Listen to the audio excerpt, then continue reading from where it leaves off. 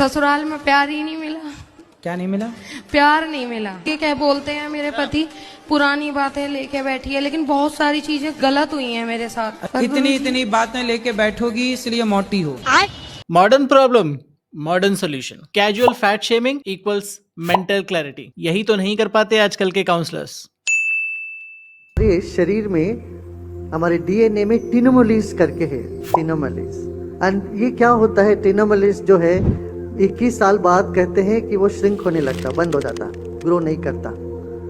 मगर अभी खोज में ये पता लगाया उन्होंने कि यदि एक हफ्ते भी कोई क्रिया करें रेगुलरली तो वो खुल जाती है।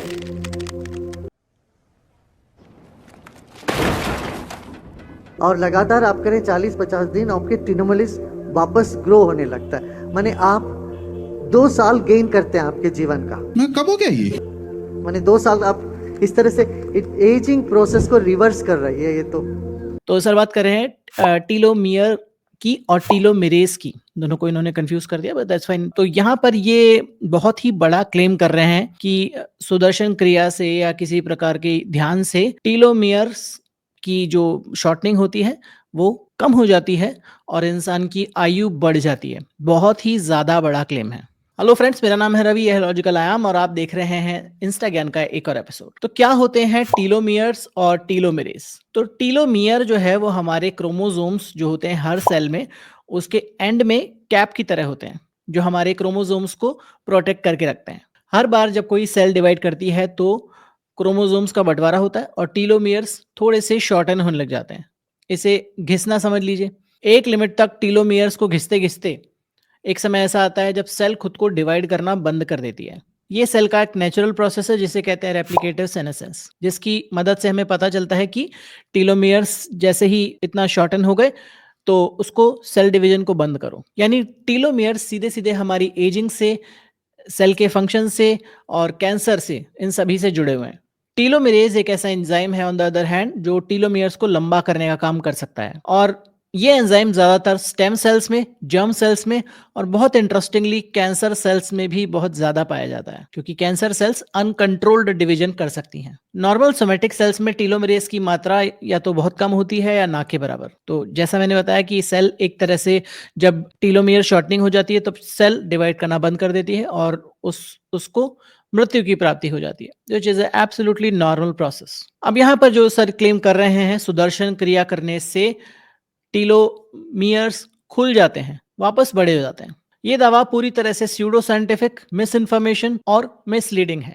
अब आप कहेंगे रिसर्च की बात करें तो हाँ, रिसर्च थी। ये जो स्टडी थी एक बहुत ही छोटा ऑब्जर्वेशनल पायलट स्टडी था जिसमें ना सुदर्शन क्रिया नहीं बल्कि मेडिटेशन, डाइट चेंज और सोशल सपोर्ट का मिला जुला प्रभाव देखा गया। और हाँ, कुछ लोगों की एक्टिविटी में, टीलोमेयर एक्टिविटी में थोड़ा सा सुधार देखा गया। लेकिन ये कोई डेफिनेटिव कंक्लूजन नहीं था, क्योंकि जैसा मैंने कहा ये एक ऑब्जर्वेशनल स्टडी थी जिसमें सिर्फ 35 लोग शामिल थे। तो बेसिकली टीलोमेयर लेंथ को बढ़ाना आसान काम नहीं है, ये एक बहुत ही कॉम्प्लिकेटेड बायोलॉजिकल प्रोसेस है। टीलोमेरेज एक्टिविटी को बढ़ाने के लिए किसी भी तरह की कोई भी एक्टिविटी जो की जाती है उसका प्रभाव इनडायरेक्ट, शॉर्ट लिव्ड और बहुत ही माइल्ड होता है, अगर कोई प्रभाव होता है तो। और बहुत ही इंटरेस्टिंगली, जैसा मैंने शुरू में बताया था कि टीलोमेरेज एक्टिविटी का सीधा सीधा जो प्रभाव है वो कैंसर सेल्स में भी होता है। यानी कि अगर टीलोमेयर शॉर्टनिंग ना हो और सेल डिवाइड होती रहे, अपना क्रोमोसोम आपस में डिवाइड करती रहे, तो ये सीधे सीधे कैंसर को ट्रिगर करना है, क्योंकि ये अनकंट्रोल्ड सेल ग्रोथ होगी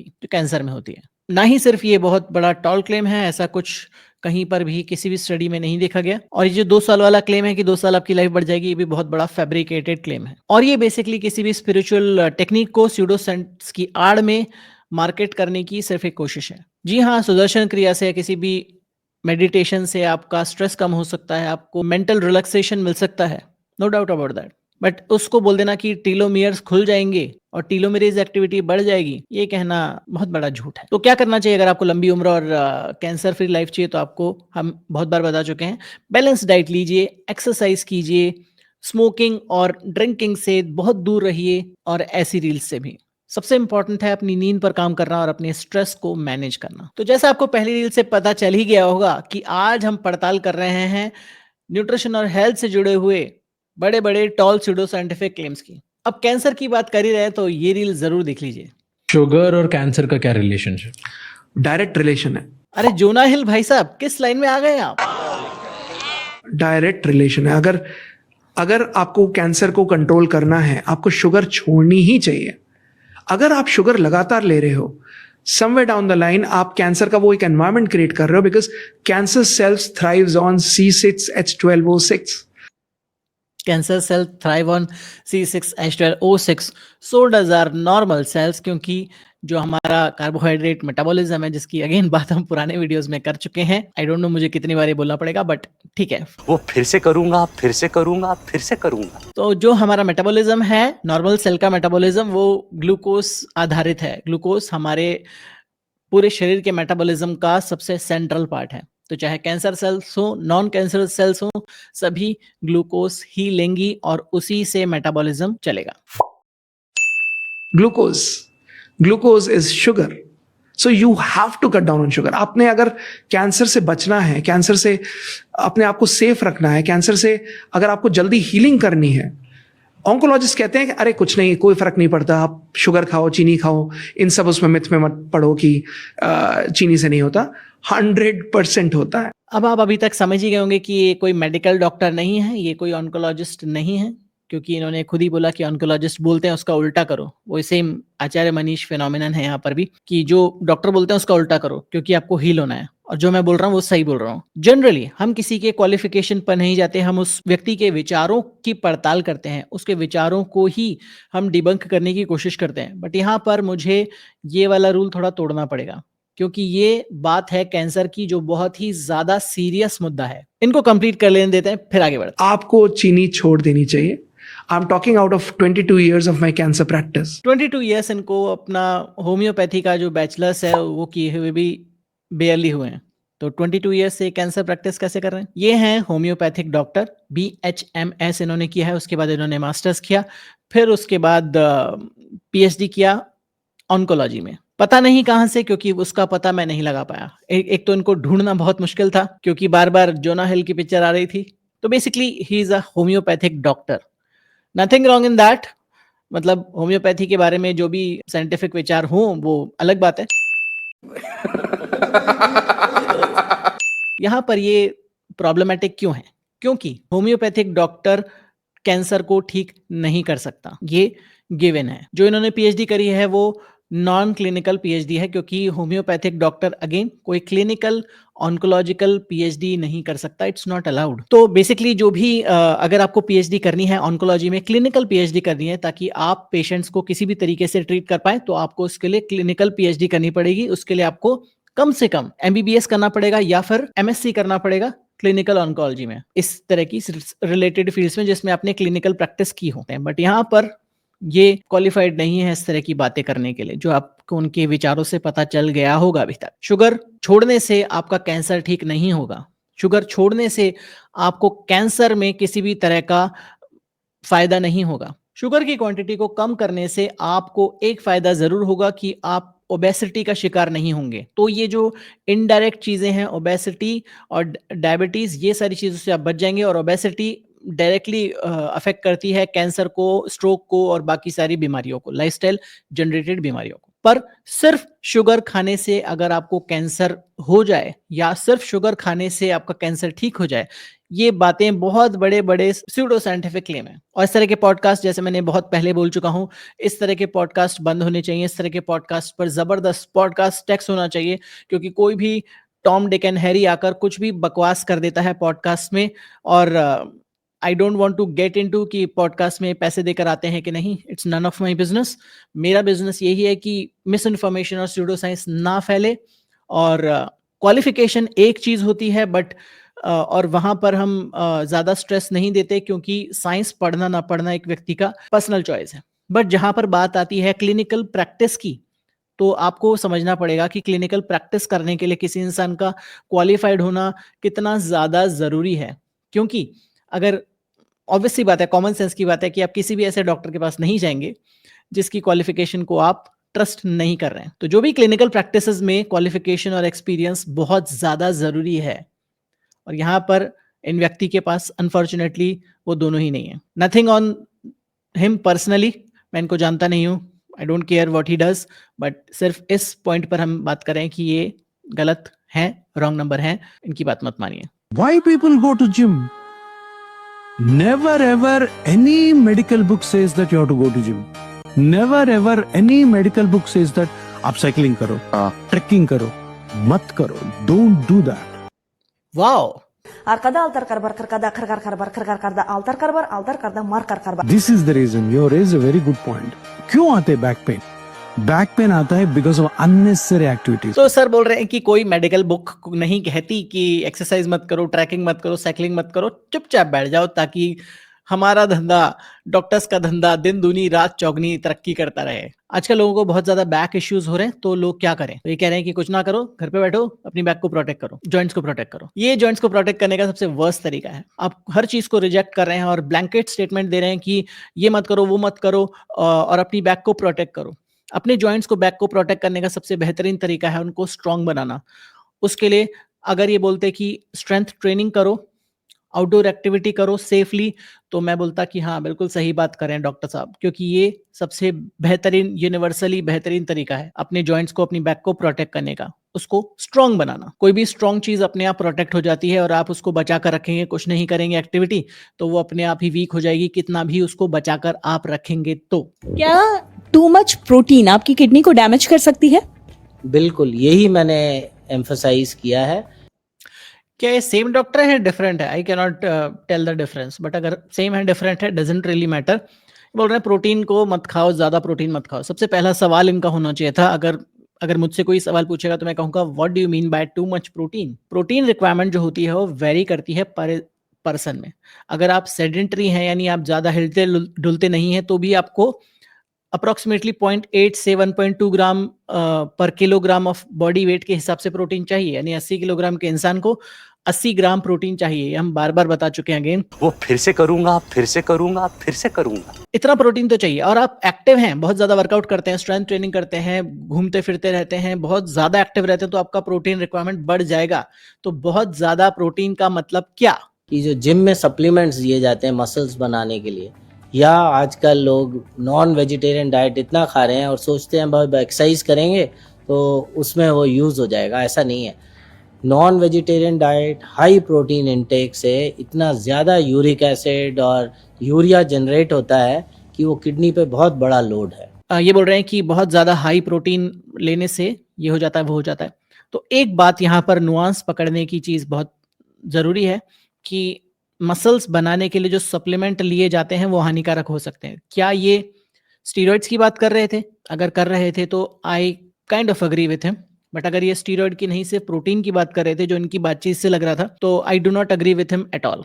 क्योंकि अगेन जैसे मैंने कहा, प्रोटीन की रिक्वायरमेंट हर पर्सन के लिए अलग अलग हो सकती है। कुछ लोगों के लिए वो 80 ग्राम होगी, किसी और एक्टिव इंसान के लिए वो 200-250 ग्राम तक भी होगी, और भी ज़्यादा हो सकती है। और जैसा मैंने कहा कि हमारी एक्टिविटी के हिसाब से हमारी बॉडी प्रोटीन को एडजस्ट कर लेती है और हमारी किडनीज पर असर नहीं पड़ता एक प्रोटीन लेवल के अंदर में। दूसरी बात इन्होंने कही कि यूरिक एसिड बन जाता है, जो भी गलत है।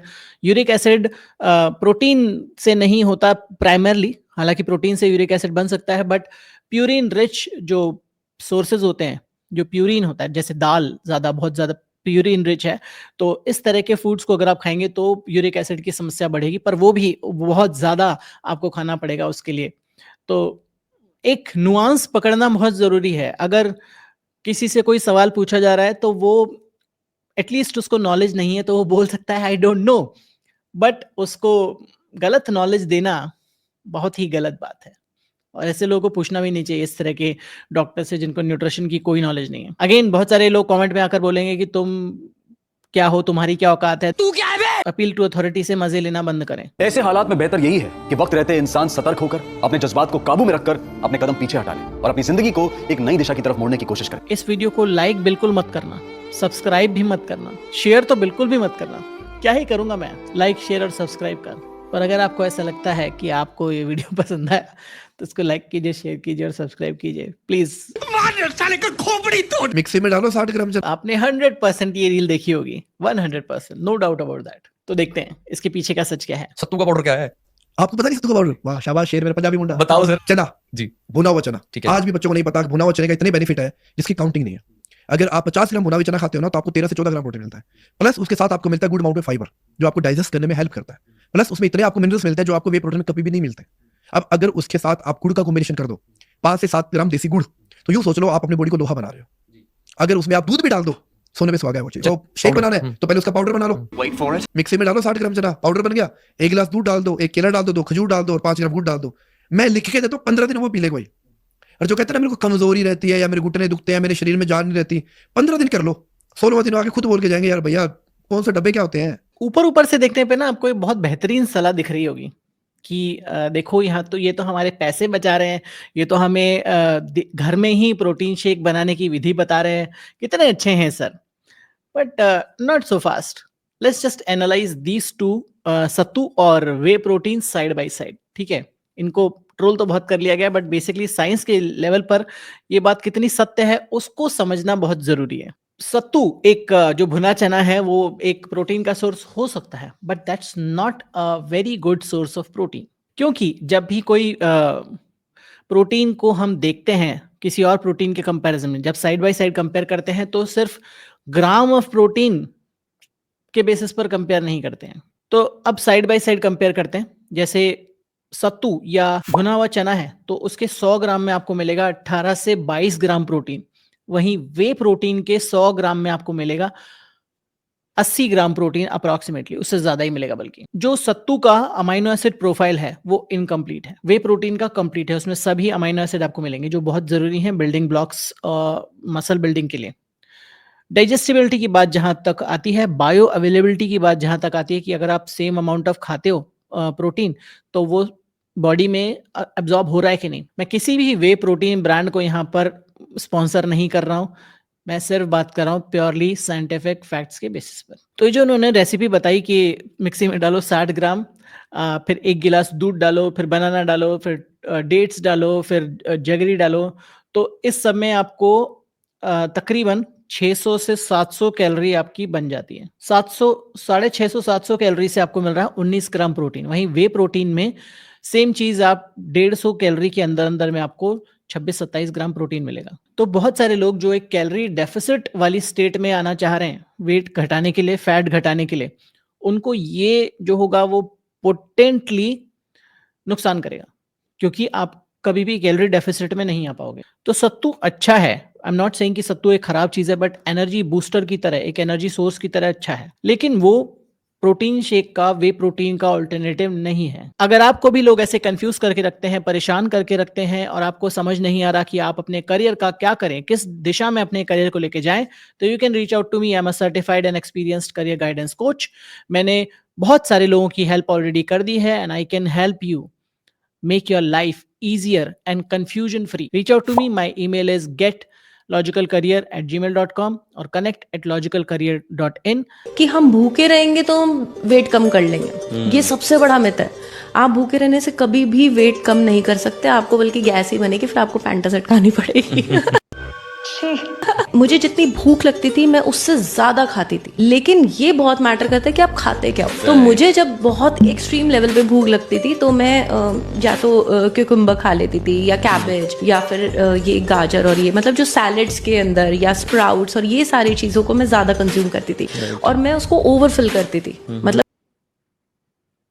इससे आपकी भूख नहीं मिटेगी, आपको एक संतुष्टि का भाव नहीं होगा, आपका प्रोटीन रिक्वायरमेंट पूरा नहीं होगा, आपका बाकी मैक्रोन्यूट्रिएंट का रिक्वायरमेंट पूरा नहीं होगा, आपको एंटी न्यूट्रिएंट्स मिलेंगे जो सैलेड्स में होते हैं, आपको ब्लोटिंग होगी बहुत ज़्यादा, सेलुलोज जो है आपकी जितने सारी सब्जियों फल और उसमें होता है वो आपको आपका जो डाइजेशन है उसको स्लो डाउन कर देगा। मतलब जितना मेरे को भूख है मैं अच्छे से खाती थी, बहुत अच्छे से खाती थी और हर थोड़ी देर में खाती थी। इससे क्या होता था, ये हेल्दी चीज़ें जो अगर रॉ वेजीज और ये सारी चीज़ें जो खाते हैं उससे हमारा एक तो ऑब्वियसली गट बहुत अच्छे तरीके से अच्छे से क्लियर भी होता है और आपका वेट जो है वो लूज भी होता है, क्योंकि एक तरह से क्या है ये फ्रूट्स और ये वेजीज ये कुछ टाइम में जाके पानी बन जाते हैं।